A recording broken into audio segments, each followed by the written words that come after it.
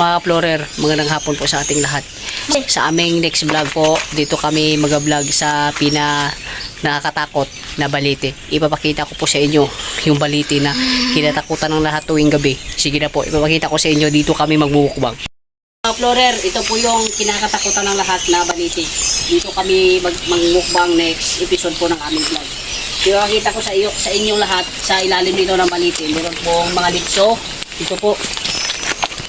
Itong litso na ito ay luma na po. Sabi-sabi daw sa kwento mga Explorer.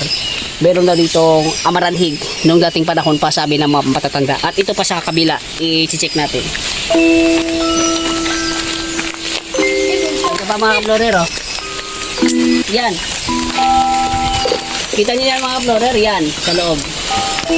May mga litso dyan.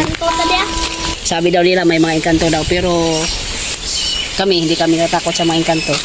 Dahil sa bunga ng paniniwala namin, dahil kami ay Kristiyano, hindi kami naniniwala sa ganyang klaseng mga elemento. Kaya yung gagawin natin is matapang na yung ating loob at ang damdamin natin.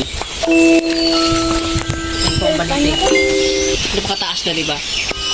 Mga Explorer. Next. Mga Explorer.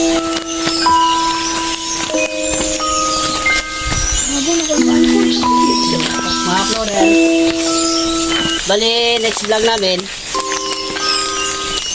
namin dito kami magmumukbang sa balite. Yung gagamitin namin, hindi na flashlight. Yung gagamitin namin is kandila lang po, parang mas challenge. Tingnan natin kung saan po yung maabot ang aming makakaya. Kung saan po abot ang aming lakas. At ang aming takot, kung matatakot kami o hindi. Kaya dito na kami magmumukbang. Salamat po sa panonood nyo. Sana i-supportan nyo po yung aming channel.